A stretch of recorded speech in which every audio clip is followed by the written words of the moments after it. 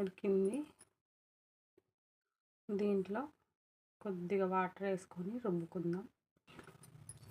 చూడండి, కొద్దిగా వాటర్ వేసుకుందాం. వాటర్ వేసుకొని దించుకుందాం. చూడండి, దీంతో ఇలా రుబ్బుకోవాలి.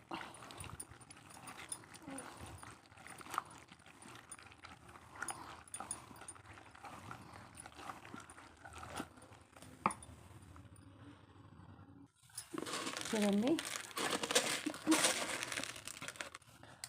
ఇదైతే కల్లుప్పు వేసుకుంటేనే టేస్ట్ బాగుంటుంది దీంట్లో.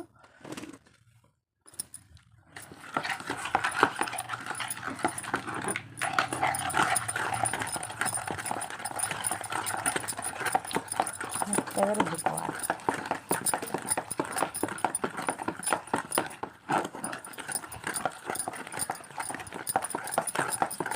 అల్లం వెల్లిగడ్డ వేసుకోవాలి. కొద్దిగా పసుపు వేసుకోవాలి. ఇప్పుడు మిక్స్ చేసుకోవాలి.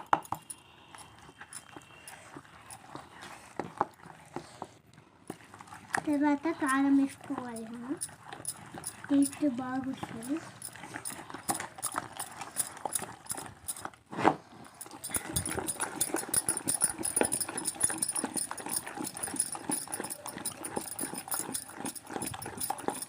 ఎంత వీలైతే అంత మెత్తగా రుబ్బుకోవాలి. రొట్టెల మీదకి అయితే చాలా బాగుంటుంది.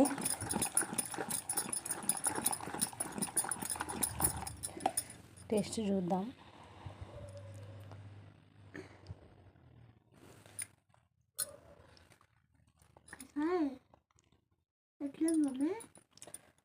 కొంచెం కారం వేయబెట్ట.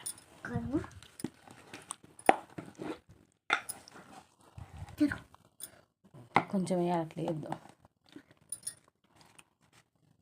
నాకు కొంచెం కారం తక్కువ అనిపిస్తుంది, కొద్దిగా వేసుకుంటున్నా. మూత పెట్టి పెట్ట.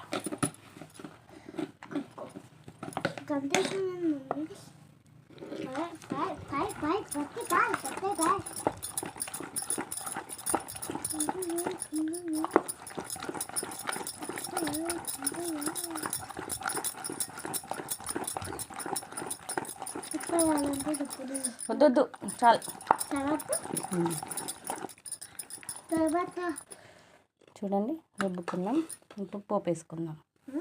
ఒకసారి ఉల్లిగడ్డలు బిడ్డ, ఒకసారి ఉల్లిగడ్డలు వేసి ఒకసారి రుబ్బుకుందాం. వేసేసాయి అన్నీ, కొద్దిగా సగమే. ఓకే, చాలు. మెత్తగా రుబ్బొద్దు, జస్ట్ అట్లా రుద్దాలి. అంతే అండి. ఇప్పుడైతే మనం పోపు వేసుకుందాం. చూడండి ఫ్రెండ్స్, ఇవి పెట్టుకొని స్టవ్ ఆన్ చేసుకోవాలి.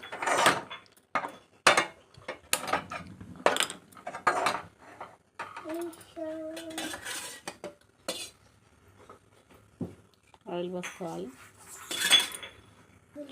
చూడండి ఫ్రెండ్స్, ఆయిల్ అయితే వేడైంది. ఇప్పుడు కొద్దిగా మనం జీలకర్ర వేసుకుందాం. వేసుకొని పచ్చిమిరపకాయలు వేసుకోవాలి.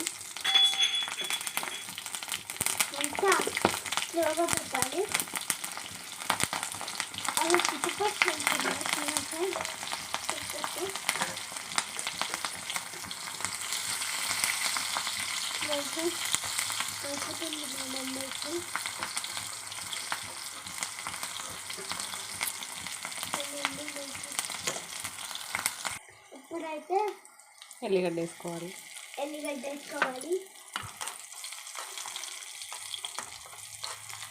నాకైతే చెప్పడమే వస్తలేదు.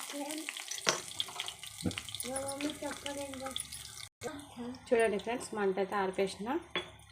ఇప్పుడు మనం దీంట్లో వేసుకుందాం. మా పాప